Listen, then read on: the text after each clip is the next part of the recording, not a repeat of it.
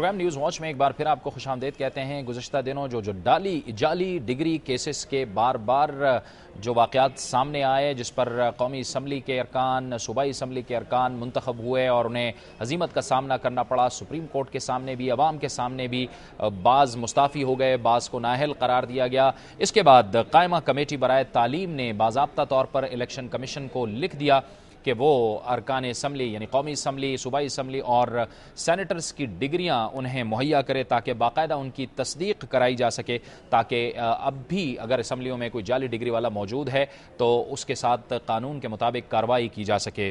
क्या रिस्पॉन्स आया है इलेक्शन कमीशन का? कायमा कमेटी बराए तालीम ने तो लिखा है उन्हें डिग्रियों के लिए, क्या रिस्पॉन्स सामने आया है? इसी पर हम बात करेंगे।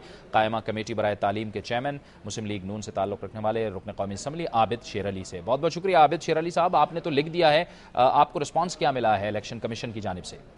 देखिए, मैंने कल खत लिखा है चीफ इलेक्शन कमीशन को और मैं समझता हूँ कि हमें अपनी खुद एहतसाबी करनी चाहिए, जिसे सेल्फ अकाउंटेबिलिटी करनी चाहिए। और पार्लियामेंटेरियन मैं समझता हूँ कि रोल मॉडल है पाकिस्तान के लिए और हम ये लाना चाहते हैं। तो ये आए दिन सियासतदानों पे इल्जाम लग रहे हैं कि जी फेक डिग्रीज हैं इनकी। तो ये मैं समझता हूँ कि ये अदालतों का काम नहीं, ये हमारी खुद जिम्मेदारी है कि जो ये गलत काम किया है जिन्होंने उनको आइडेंटिफाई किया जाए। और ये फिर पार्टी हेड की रिस्पॉन्सिबिलिटीज है कि जिन लोगों ने गलत काम किए हैं उनसे रिजाइन ले लेने चाहिए। तो मैं समझता हूँ कि इसी तनाज़ुर में हमने चीफ इलेक्शन कमीशन को कल खत इरसाल किया है और उनसे डिटेल दी है और 24 और 25 तारीख को समन भी की गई है मीटिंग। तो ताकि इस सूरत हाल को जो बढ़ती जा रही है और बड़ी तशवीश का बायस है हमारी तमाम अरकान असेंबली के लिए। तो मैं समझता हूँ कि ये हमें बहुत पहले इनिशिएटिव ले लेना चाहिए था और जिन लोगों ने अपने कायदीन और पार्टीज के साथ धोखाधड़ी के साथ ये काम किया है तो उनके खिलाफ डिसिप्लिनरी एक्शन होना चाहिए, क्योंकि उनकी वजह से पार्टीज को भी बैकफुट पर जाना पड़ रहा है। तो मैं समझता हूँ कि ये एक अच्छा कदम है पार्लियामेंट की तरफ से, पार्लियामेंट्री कमेटी की तरफ से, कि इन मामला की जांच करें और जो भी गलत लोग हैं ताकि उनके खिलाफ। आप नहीं समझते आबिद शेर अली साहब कि ये काम बहुत मुश्किल होगा, क्योंकि खुद सियासी जमातों के अंदर से भी काफी मुजाहिमत का सामना करना पड़ेगा आपको? ये मैं नहीं समझता कि जी कोई इसमें किसी सियासी पार्टी को मुजाहिमत का मुजाहरा करना चाहिए। ये पार्लियामेंट की इज्जत की बहाली की जंग लड़ रहे हैं और मैं समझता हूँ कि ये तमाम सियासी जमातों को खुद एहतसाबी के अमल में हमारा साथ देना चाहिए, क्योंकि ये एक बहुत बड़ी बदनामी है हमारी पार्लियामेंट के ऊपर। जो 18 फरवरी के इलेक्शन के बाद हमने रूल ऑफ लॉ की बात की, हमने आज़ाद अदलिया की बात की, हमने पार्लियामेंट की सॉवरेनिटी की बात की। तो ये सॉवरेन पार्लियामेंट का ये हिस्सा होगी। तो मैं समझता हूँ कि मेरे कायद मियां मोहम्मद नवाज शरीफ साहब तो already high moral ground politics की बुनियाद रख चुके हैं। तो ये उन्होंने एक कमेटी भी फॉर्म की है हमारी पार्टी के अंदर कि जिनकी फेक डिग्रीज हैं तो उनसे रिजाइन लें। और मैं समझता हूँ कि ये तमाम सियासी पार्टियों को इखलाकी जुर्रत का मुजाहरा करना चाहिए। तो इसमें हम हर किस्म की मुश्किल से मुश्किल फैसले को भी सामना करने के लिए तैयार हैं। और तो मैं समझता हूँ कि ये एक अच्छी चीज है पाकिस्तान की सियासत में और ये किसी अदालतों का काम नहीं, ये पार्लियामेंट का इशू है। तो इसको पार्लियामेंट को इसको सो मोटो लेना चाहिए था। तो मैं समझता हूँ कि ये एक अच्छा कदम है और इंशाअल्लाह ताला ये मेरिट पे होगा। और जो ही इलेक्शन कमीशन से हमें डिग्रीज आएंगी तो हमें इसको फॉरवर्ड करेंगे ट्रांसपेरेंट सिस्टम के थ्रू, ये हायर एजुकेशन के थ्रू पे इसकी इंक्वायरी होगी। इससे ये देखें, दूसरा बड़ा काम ये होगा कि बोगस डिग्रियां, जो बोगस यूनिवर्सिटीज हैं जो बोगस डिग्री जारी करती हैं, तो उन सब का एहतसाब होगा। नंबर 2, तो ये 2-3 साल से अरकान असेंबली बैठे हैं, तो ये इलेक्शन कमीशन क्या कर रहा था उस वक्त का? क्या इनकी रिस्पॉन्सिबिलिटी नहीं बनती थी कि इनको आइडेंटिफाई करते और इनको डिस्क्वालीफाई करते? तो मैं समझता हूँ कि ये तमाम आबिद साहब, ये जो आपने फैसला किया है, इलेक्शन कमीशन को लिखा है कि डिग्रियां दें, इस पर आपने अपनी जमात से मुशावरत की है? क्योंकि आपकी जमात से ताल्लुक रखने वाले भी 2 बंदे जो जाली डिग्री वाले थे वो टिकट लेने में कामयाब हुए हैं। मेरी जमात का तो बड़ा क्लियर स्टैंड है ऑलरेडी। तो इस पर देखें, हमारी जमात हमें तो हमारे कायदीन यही हमेशा सबक देते हैं कि हमेशा पार्टी सियासत से बालातर होकर मुल्की मफाद में अदारों की मजबूती के लिए काम करें। तो मैं समझता हूँ कि ये हमारा being member of the parliament और ये हमारी आईनी जिम्मेदारी है कि अगर मेरी भी डिग्री गलत हो, मेरे पे भी इस तरह का इल्जाम हो, तो मेरे साथ इससे ज्यादा बुरा सलूक होना चाहिए। तो मैं समझता हूँ कि इसमें किसी की कोई तजमीर नहीं है। अगर हम डिग्रीज होंगी, जो फेक डिग्रीज होंगी, इसके साथ जो बोगस यूनिवर्सिटीज हैं जो ये तबाही का काम करती हैं, तो उनको भी आइडेंटिफाई करके आबिद साहब, आप समझते हैं कि वक्त आ गया है कि हम शफाफ और साफ पार्लियामेंटेरियन अवाम को दें?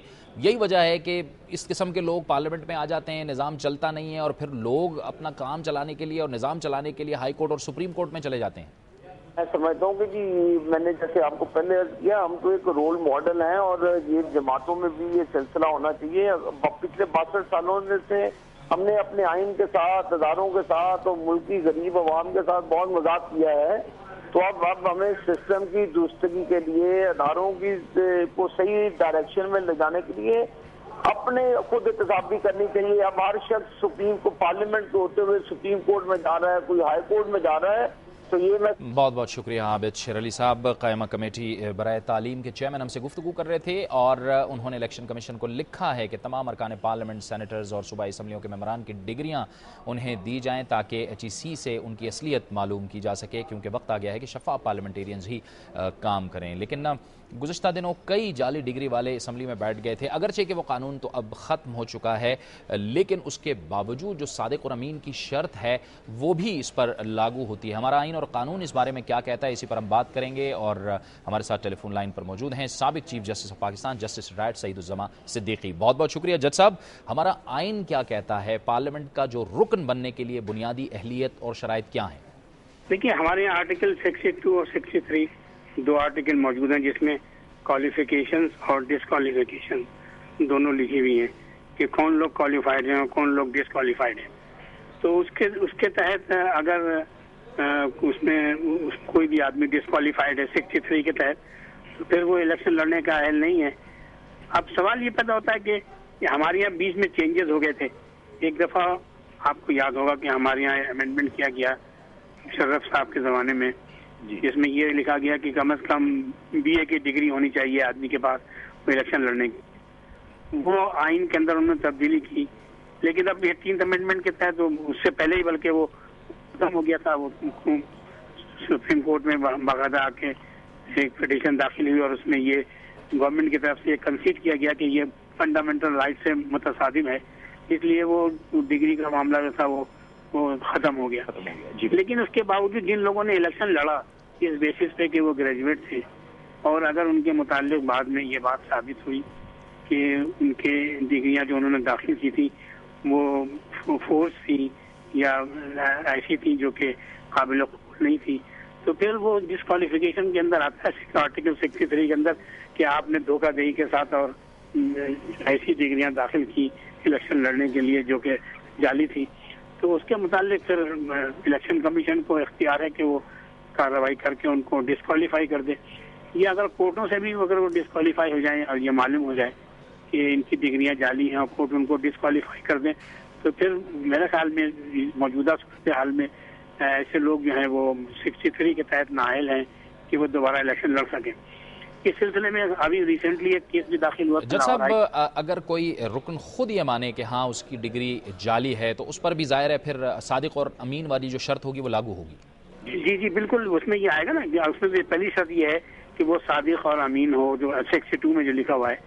तो उस सूरत हाल में यकीनी तौर पर ये बात सवाल पैदा होता है कि ऐसा शख्स जिसने एक जाली डिग्री पेश करके अपने आप को इलेक्शन के लिए पेश किया और वो इलेक्ट हो गया, तो क्या वो सादिक और अमीन के डेफिनेशन में आता है?